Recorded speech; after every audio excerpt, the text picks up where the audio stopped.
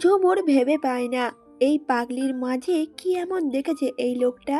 তবে ব্যাপার না, এই পাগলিটিকে সরিয়ে কিভাবে নিজের জায়গা করতে হবে তা জানা আছে তার। মনে মনে এসব কিছু ভেবে বাঁকা হাসল ঝুমুর। সন্ধ্যার দিকে আবির এলো বাসায়। লিভিং রুমের সোফায় বসে আড্ডা দিচ্ছিল সবাই মিলে। আবিরের কমেডিপূর্ণ কথায় আড্ডা মাতোয়ারা তখন। নূর হেসে কুটি কুটি হচ্ছে আবিরের কথায়। ঠিক তখনই বিহান আচমকা বলে উঠল সবাইকে, আমার শাদিকাল। মুহূর্তেই যেন পরিবেশ স্থির হয়ে গেল। আবির আদিল বিস্মিত চোখে তাকালো বিহানের দিকে। আদিল তো বলল অবাক হয়ে, হোয়াট হোয়াট ডিড ইউ সে? বিহান স্বাভাবিক ভঙ্গিমায় তখন বলল, হ্যাঁ কাল আমি শাদি করুম, তোরা কি কর? আবির আদিল তখন একজন আরেকজনের মুখ চাচাই করলো। তারপর আবির তো বাড়ি কাঁপানো অট্টহাসিতে ফেটে পড়ল। পেটে হাত চেপে গড়াগড়ি খাচ্ছে বেচারা। আবির কোনো রকমে হাসি নিয়ন্ত্রণ করে বলল, তোর সেন্স হিউমার এত ভালো হলো কবে?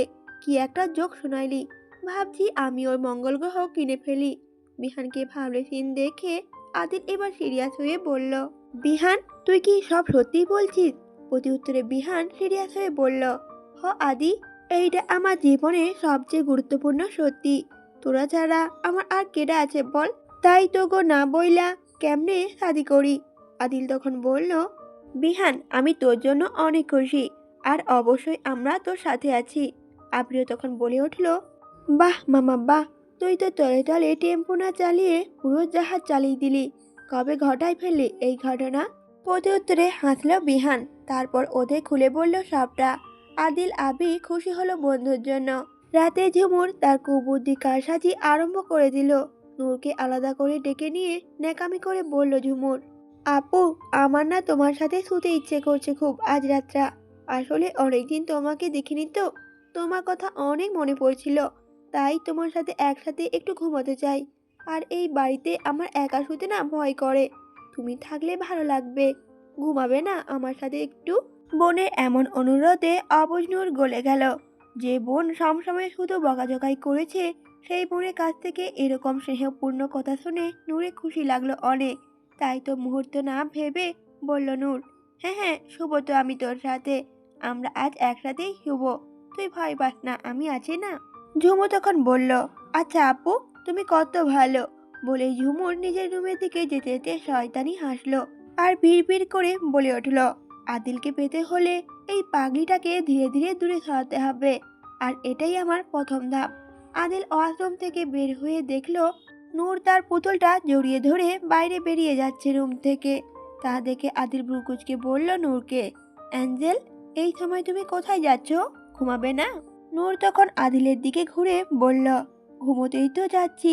আদিল প্রত্যুত্তরে ভ্রুকুচকে বলল, মানে? নূর প্রত্যুত্তর করল, মানে আমি আজ ঝুমুরের সাথে ঘুমাবো। ও আমার সাথে শুতে যাচ্ছে। নূরের কথায় আদিল বেচারার মুখে কালো ছায়া নেমে এলো। নূরকে ছাড়া থাকতে হবে ভাবতেই অসহায় লাগছে তার। অ্যাঞ্জেলটাকে বুকে নিয়ে ঘুমানোর অভ্যেস হয়ে গেছে যে তার। নূরকে ছাড়া ঘুমাবে কি করে সে? আদিল এগিয়ে গিয়ে নূরের মুখটা ধরে মনির মুখে বলল, তুমিও কি তাই চাও? তুমি খুশি হবে তোমার বোনের সাথে শুলে? নূর তখন ঘাড় কাত করে বলল, হ্যাঁ খুশি হব না কেন, হব তো। গ্রামে আমি ওদের কাছে শুতে যাইতাম, কিন্তু ওরা নিত না। আজ নিতে চাইছে। আমার খুব ভালো লাগছে, আমি যাই। আদিল তখন মলিন হেসে নূরের কপালে চুমু খেয়ে বলল, আচ্ছা যাও তাহলে। আমার অ্যান্ডেলের খুশির চেয়ে জরুরি কিছু না, তোমার খুশি সর্বোপরি। নূর চলে গেল। আদিলও দীর্ঘশ্বাস ছেড়ে বসে রইল বিছানায়। আজ তো তার ঘুমানো হবে না। তার ঘুমের প্রশান্তিটাই যে আজ নেই। তবে নূরের খুশির জন্য আদিল এইটুকু অনায়াসেই সহ্য করতে পারবে। সে তো নূরের খুশিই চায়। নূর আর ঝুমুর শুয়ে আছে। যদিও ঝুমুর মনে মনে ভীষণ অস্বস্তি ফিল করছে নূরের কাছে শুয়ে, কিন্তু কি করার? কিছু পেতে হলে কিছু তো সহ্য করতেই হয়। তার প্ল্যান সঠিকভাবে চলছে এটা ভেবেই তার মনে মনে পৈশাচিক আনন্দ হচ্ছে। এক সময় সে একেবারে দূরে সরিয়ে ফেলবে এই পাগলিটাকে। তারপর শুধু সে রাজ করবে আদিল আর আদিলের রাজ্যের ওপর। এটা ভেবেই খুশি হচ্ছে ঝুমুর। নূর প্রথম প্রথম বোনের কাছে শুয়ে ভালোই লাগছে। সে অনেক কথায় ফুলঝুরি সাজাচ্ছে। তার এখনকার জীবনে কথা শোনাচ্ছে ঝুমুরকে। কিন্তু অবুঝ নূর জানেই না তার স্বার্থপর বোন যে কানে ইয়ারফোন গুঁজে আছে। একসময় ঘুমিয়ে গেল ঝুমুর। কিন্তু নূরের কেমন যেন ঘুমটা ধরছে না। প্রথম প্রথম বোনের কাছে থাকায় খুব খুশি থাকলেও এখন যেন খালি খালি লাগছে তার। রাত বাড়ার সাথে সাথে কেমন যেন অস্থির অস্থির লাগছে তার। এপাশ ওপাশ বারবার কাচ্চিত হচ্ছে, তবুও কেমন স্বস্তি পাচ্ছে না নূর। কিছু একটা অনুপস্থিতি বিচলিত করছে তাকে, কিন্তু অবুঝ নূর তা বুঝতে সক্ষম হচ্ছে না। পাশে ঝুমুর ঘুমিয়ে গেছে, কিন্তু নূরে কিছুই যেন ভালো লাগছে না। রাত যত বাড়ছে ততই খারাপ লাগা বেশি হচ্ছে যেন। কেমন যেন খালি কান্না পাচ্ছে। হঠাৎ যেন হিরোর কথা মনে পড়ছে তার। তার কাছে যেতে ইচ্ছে করছে, হিরোর বুকের মাঝে যেতে মন চাইছে তার খুব করে। হিরোর কথা মনে পড়ে আরো কান্না পাচ্ছে তার। ঠোঁট উল্টিয়ে কাঁদো কাঁদো মুখ করে উঠে বসলো সে। নূর আর থাকতেই পারল না, বিছানা থেকে উঠে ধীরে ধীরে দরজা খুলে বাইরে বেরিয়ে গেল। হেঁটে এলো নিজের রুমে। তারপর দরজা খুলে ভিতরে ঢুকে দেখলো আদিল কাজ করে বুকের উপর হাত ভাঁজ করে ঘুমিয়ে আছে। নূর এবার এগিয়ে গিয়ে সোজা বিছানায় উঠল। প্রথমে আদিলের সামনে শুয়ে পড়ল। আদিলের ভাঁজ করা হাত দুটো খুলে বুকে নিজের জায়গা করে নিল। দুই হাতে আদিলের টি শার্ট খামচে ধরে বুকের মাঝে সামিল হয়ে গেল সে। হ্যাঁ, এখন ভালো লাগছে তার। এই তো কত শান্তি লাগছে এখন, আর একদমও খারাপ লাগছে না। সব ঠিক আছে এখন। মুখে হাসি ফুটিয়ে চোখ বুজে নিল নূর। এক পর্যায়ে আদিলের ঠোঁটের কোণে হাসি বিস্তৃত হলো। সে তো জেগেই ছিল। অ্যাঞ্জেলটাকে ছাড়া যে ঘুম কোথায় আসছিল তার। কিন্তু নূরকে আসতে দেখেই চোখ বুজে ফেলেছে।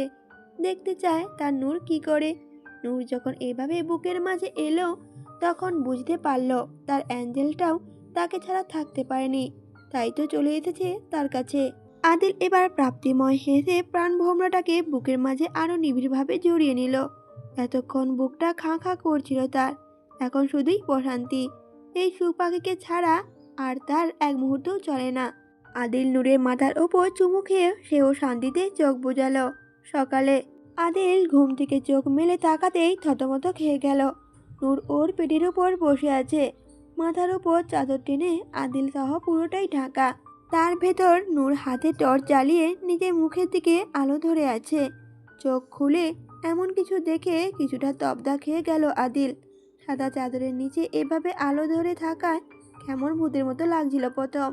আদিল চোখ খুলে তাকালো, দেখলো নূর গলার স্বর মোটা ভারী করে ভয় দেখানো ভঙ্গিমায় বলল, হালুম ভালুম হাউ মাউ কাউ, মানুষের গন্ধ পাও, আমি বট গাছে পেতনি, তোমার ঘাড় মোটকে খাবো আমি। আদিল কপাল কুঁচকে তৎক্ষণাৎ তাকিয়ে রইল নূরের দিকে। তারপর শরীর কাঁপিয়ে হেসে উঠল সে। সকাল সকাল তার পাগলির কাণ্ড দেখে ভীষণ রকম হাসি পেল তার। আদিলকে এভাবে হাসতে দেখে নূর টর্চটা নামিয়ে চাদর সরিয়ে ফেলল। তারপর মুখ বেজার করে বলল, আরে হাসছো কেন? জানো এমন করলে পল্টু বিল্টুরা ভয় কাঁপতো, আর তুমি হাসছো? ভয় পাও বলছি। আদিলের হাসির মাত্রা যেন আরো বাড়ল। তা দেখে রাগ হলো নূরের। মুখটা গোমড়া করে বিছানা থেকে নেমে গিয়ে সোফায় গাল ফুলিয়ে অভিমান করে বসে রইল নূর। আদিল বুঝলো তার পরিটা অভিমান করেছে, তাই হাসি থামিয়ে উঠে গিয়ে নূরের পাশে বসলো সেও। আচ্ছা সরি সরি, ভুল হয়ে গেছে, তুমি আবারও করো, এবার আমি ভয় পাবো। নূর তাও গাল ফুলিয়ে অন্যদিকে মুখ ফিরিয়ে রাখলো। আদিল তাই বলল আবারও। আচ্ছা, আমি আবারও ঘুমিয়ে পড়ছি, তারপর তুমি আবার ভয় দেখিও, কেমন? আদিল আবারও গিয়ে বিছানায় আবার চিৎ করে শুয়ে পড়ল। চোখটা বুজে রইল। এক চোখ হালকা খুলে দেখলো নূর আসছে কিনা। নূর এসে আবারও আদিলের পেটের ওপর আগের মতো করে বসলো। তারপর মাথার উপর চাদর টেনে আগের মতো টর্চ জ্বালালো। আদিল চোখ মেলে তাকাতেই আবারও ভয় দেখালো নূর। আদিল অনেক কষ্টে নিজের হাসি আটকে রেখে ভয় পাওয়ার মতো করে বলল, না না, আমাকে খাবেন না পেতনিজি, প্লিজ ছেড়ে দিন আমাকে। আমাকে ছাড়া যে অ্যাঞ্জেলের কি হবে, ছেড়ে দিন আমাকে, আমার অনেক ভয় করছে। নূর তখন ভারী গলায় বলল, আচ্ছা ঠিক আছে যাও, তোমার অ্যাঞ্জেলের জন্য তোমাকে ছেড়ে দিলাম আজ, না হলে তোমার আজ ঘাড় মটকাটা পাক্কা ছিল। আদিল তখন মুখ টিপে হেসে বলল, তাই বলেই নূরকে কাঁদুকুতু দেওয়া শুরু করলো আদিল। আর নূর তো ছটপট করতে করতে খিলখিল করে হাসতে লাগলো। হাসতে হাসতে এক সময় শুয়েও পড়লো বিছানায়। আদিল এবার টর্চ জ্বালিয়ে নূরের চোখের দিকে ধরতে, আর নূর মুখের সামনে হাত রেখে বাঁচার চেষ্টা করছে। দুজন এই দুষ্টুমিতে মেতে হাসি আলোড়ন সৃষ্টি করছে, আর তাদের এই হাসির শব্দ কাঁটার মতো বিঁধছে ঝুমুরের কানে। দরজার বাইরে দাঁড়িয়ে শুনতে পাচ্ছে সে তাদের হাসি আওয়াজ। এমনিতেই সকালে ঝুমুর যখন বুঝতে পারলো তার প্ল্যান সব ফ্লপ হয়ে গেছে, তখন মেজাজ খারাপ হয়ে গিয়েছিল। তার উপর এদের হাসি যেন ঘিতে আগুনের কাজ করছে। তবে ব্যাপার না, একবার ফেল হয়েছে তো কি হয়েছে, ঝুমুর এত সহজে হার মানবে না। ঝুমুর এখন জানে কি করতে হবে এখন। খুব আহ্লাদ করা হচ্ছে না ওই পাগলিটার সাথে, দেখি কতদিন এই আহ্লাদ করতে পারে। কারণ পাগলির সব খবর তো ও সব জানা আছে, কিভাবে কি করতে হবে তাও জানে সে। এখন দেখবে আসল পাগলি কাকে বলে, তখন দেখা যাবে কত ভালোবাসা আছে। মনে মনে এসব ভেবে শয়তানি হাসলো ঝুমুর। বেশ কিছুক্ষণ পর নূরকে নিয়ে নিচে আসতেই দেখলো সার্পেনরা দরজার সামনে ফুল দিয়ে সাজাচ্ছে বিহানের বউয়ের স্বাগতমের জন্য।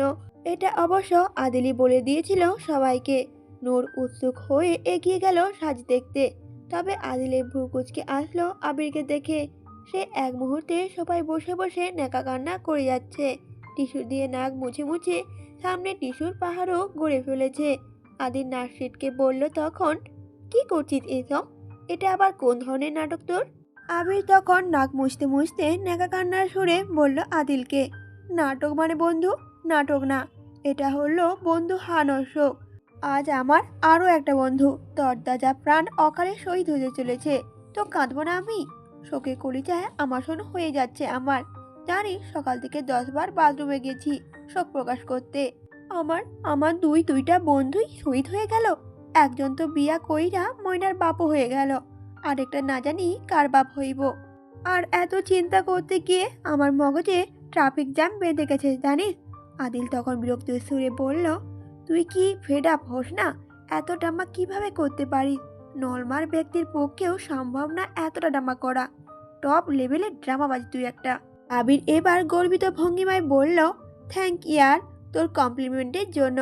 আসলে এই পর্যায়ে আসা এতটাও সহজ ছিল না। এমন সফলতা পেতে অনেক মেহনত করতে হয়েছে আমাকে। দিনের পর দিন না খেয়ে অক্লান্ত পরিশ্রম করে মাথার ঘাম টিস্যুতে মুছে আজ এই সফলতা অর্জন করতে সক্ষম হয়েছি আমি। এত বড় সফলতা পেয়েও দেখ এক ফোঁটাও অহংকার করিনি আমি। তাহলে ভাবতে পারিস কত মহান আমি। আদিল তখন বলল, সে আর বলতে, মন তো চায় তোর মতো মহৎ প্রাণ ব্যক্তিকে গাধার পিঠে বেঁধে এলিয়েনদের গ্রহে পার্সেল করে দেই। আমি তখন বলল, তাহলে একটা সুন্দরী মেয়েও দিত, তাহলে আর ঠান্ডা লাগবে না। আদিলও তখন মাথা নেড়ে হাসলো। এটা আর শুধরাবে না। এদের কথার মাঝেই বিহান দরজার সামনে আসতে দেখা গেল। আবি তাকে দেখেই তার দিকে এগিয়ে যেতে যেতে উৎসাহিত কণ্ঠে বলল, আরে আরে আইসা পড়ছে আমাগো দুলের রাজা, সাথে নিয়ে আমাগো নতুন ভাবি। আচ্ছা শোন, ভাবিরে একটু ধীরে সুস্থে আমার দিকে তাকাতে বলিস বুঝলি। আমার মতো এত ভয়ঙ্কর সৌন্দর্যের অধিকারী আগুনে গোলার মতো হ্যান্ডসাম দেবর হঠাৎ করে দেখলে আবার জ্ঞান না হারিয়ে ফেলে। তাই আগে ভাগে বলে দিচ্ছি, আমার দিকে আস্তে আস্তে তাকাতে বলিস। আবির মজা করলেও বিহানের মুখ বয় কেমন বিষণ্ণ দেখা যাচ্ছে। আদিল বিষয়টা খেয়াল করলো। আর বিহানকে একাই দেখা যাচ্ছে। বিয়ে করে তো বউ সাথে আসার কথা। আদিল একটু চিন্তিত স্বরে জিজ্ঞেস করলো বিহানকে, বিহান তুই একা কেন? হিয়াকে সাথে আনিসনি? নাকি আপাতত একসাথে থাকার কথা ডিসাইড করিসনি? ওদের কথার মাঝে আবির মাঝখান থেকে বলল, একসাথে থাকবে না মানে? কস কি মামা, বিয়া কইরা বাসা ছাড়া থাকবো? এটা তো তেমন কথা হয়ে গেল না। বিরিয়ানি থাকা সত্ত্বেও ক্ষুধার্ত থাকা। বিহান তখন মলিন মুখে বলল, না এমন কিছুই না। আদিল তখন নরম সুরে বলল, কিছু কি হয়েছে? কোনো সমস্যা হয়েছে? বিহান তখন বলল, জানি না, হয়তো এই ছন্নছাড়ার লগে শাদি করবার চায় না ও, তাই আহে নাই। আদিল তখন বলল, আমি কথা বলে দেখবো হিয়ার সাথে। বিহান তখন বলল, না দরকার নাই কা, আর তোরা চিন্তা করিস না, আমি ঠিক আছি। কথাটা বলেই ভিতরে চলে গেল বিহান। বন্ধুর জন্য আদিল আবির দুজনেরই খারাপ লাগছে। এতিম ছেলেটা এই প্রথম নিজের জন্য কিছু আশা করেছিল, তাও এমন হয়ে গেল। বিকালের দিকে ঝুমুর তার প্ল্যান শুরু করে দিল। আদিল এই সময় অফিসে, তাই এটাই মোক্ষম সুযোগ। নূর ওর রুমে বসে খেলছিল তখন। ঝুমুর চুপিসারে গিয়ে প্রথমে জানলা দরজা বন্ধ করে দিল সব। দরজা পর্দাগুলো টেনে দিল। তারপর অগোচরে চুপ করে লাইটটাও বন্ধ করে দিল। রুম তৎক্ষণাৎ অন্ধকারে ছেয়ে গেল। তা দেখে নূর ঘাবড়ে গেল। জোরে জোরে জমিলাকে ডাকতে লাগলো। তারপর দরজার কাছে গিয়ে দরজা খুলতে চাইলে দরজাটাও বন্ধ পেল। তাতে যেন আরো ভয় পেতে লাগলো নূর। তার আতঙ্ক আরও উচ্চ পর্যায়ে নিতে ঝুমুর তার পরবর্তী ধাপে গেল। মোবাইলে ব্লুটুথের সাহায্যে ছোট স্পিকারে সাউন্ড চালু করলো। তাতে অনেকগুলো বাচ্চাদের কণ্ঠ একসাথে শোনা যাচ্ছে। সেখানে সবাই একসাথে জোরে জোরে বলছে, নূর হলো পাগলি, নূর হলো পাগলি, এই পাগলি, এই পাগলি। এই সাউন্ডগুলো সারা ঘর জুড়ে ধ্বনিত হচ্ছে, যা শুনে নূর ভীত আরও শঙ্কিত হচ্ছে।